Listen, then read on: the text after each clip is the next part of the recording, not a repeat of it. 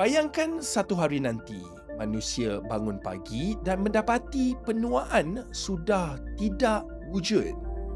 Bukan perlahan, bukan dikurangkan, tapi hilang. Tiada kedutan di muka. Tiada lutut yang semakin lemah. Tiada jam hayat yang menghantui setiap keputusan hidup. Untuk pertama kali dalam sejarah, hidup kita tidak bergerak menuju pengakhiran. Kita cuma bergerak ke hadapan. Kedengaran macam keajaiban, macam menipu takdir. Tetapi sebelum kita cakap tentang masa depan, kita kena faham satu perkara. Kita tidak mati sebab usia tua. Kita mati sebab tubuh kita rosak lebih cepat daripada ia sempat dibaiki. Penuaan adalah keruntuhan perlahan-lahan. Kerosakan kecil yang terkumpul sehingga akhirnya salah satu daripadanya menjadi punca kita pergi selama-lamanya. Nenek moyang kita dulu tak sempat pun fikir tentang penuaan. Umur mereka pendek, kehidupan mereka keras. Hidup ni keras kau dah.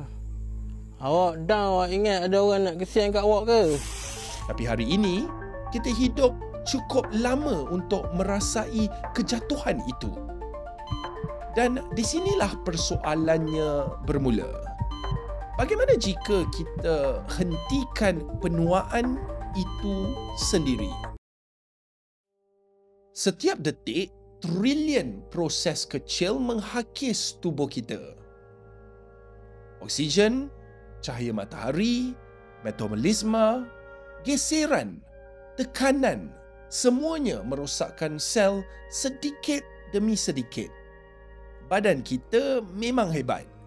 Ia tampal, ia baiki, ia memperbaharui tanpa henti.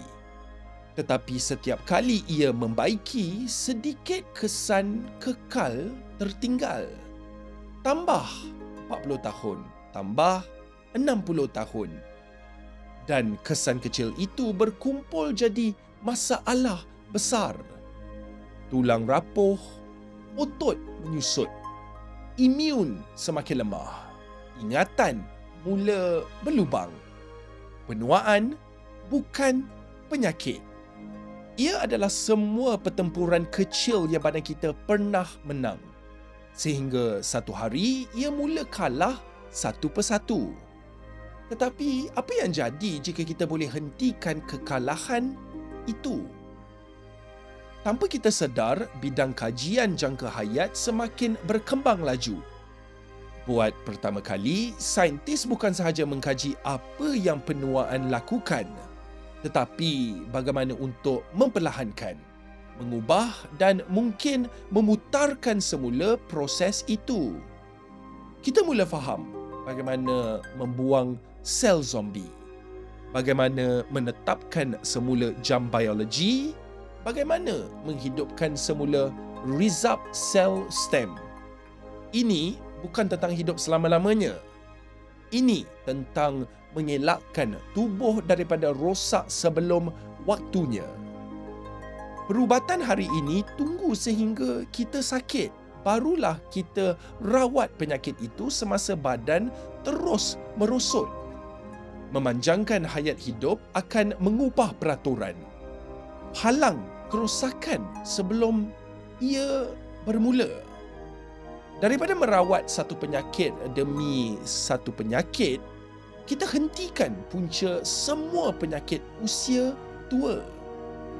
Bayangkan semua orang sihat sehingga umur 120 atau 150 atau lebih.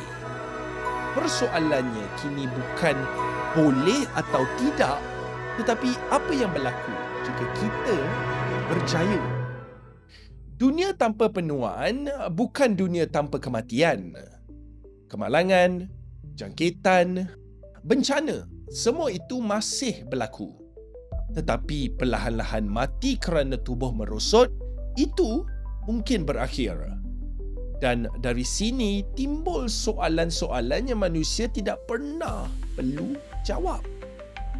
Kalau kita hidup sampai 150 tahun, berapa lama kerjaya kita akan bertahan? Adakah persaraan masih wujud? Adakah percintaan kekal satu abadi?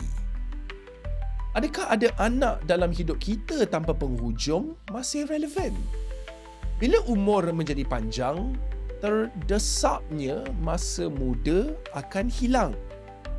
Manusia mungkin ambil 30 atau 40 tahun hanya untuk mencari diri mereka sendiri.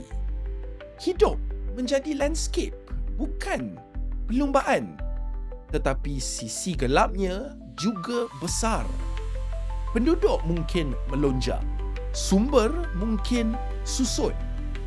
Jurang kaya dan miskin boleh melebar jika hanya golongan yang tertentu mampu berhenti menua. Dan kuasa politik mungkin tak bertukar selama 80 tahun atau 100 tahun Mahathir. Dunia tanpa penuaan bukan dunia yang lebih baik.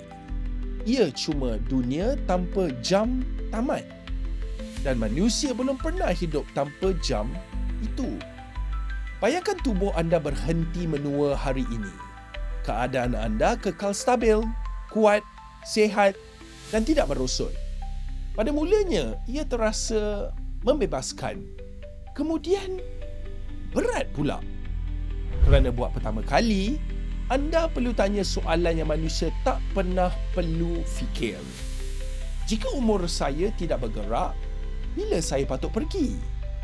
Jika hidup terlalu panjang, adakah maknanya semakin hilang? Jika kematian bukan lagi kepastian, adakah saya lebih takut mati atau lebih takut hidup selama-lamanya? Tanpa penuaan, kematian bukan takdir. Kematian menjadi keputusan. Dan keputusan itu jauh lebih berat daripada nasib atau takdir. Menghapuskan penuaan tidak sekadar memanjangkan umur. Ia mengubah cara kita melihat masa.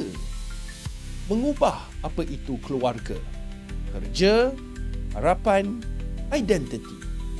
Mengubah tujuan kehidupan. Jadi persoalan sebenarnya bukan bolehkah manusia hentikan penuaan? Persoalan sebenarnya ialah jika anda diberi kehidupan yang tidak mempunyai pengakhiran yang jelas, berapa lama anda akan benar-benar mahu hidup? Dan bila tiba masa untuk pergi, adakah anda bersedia? Jikalau saya diberi peluang untuk hidup selama-lamanya, saya akan.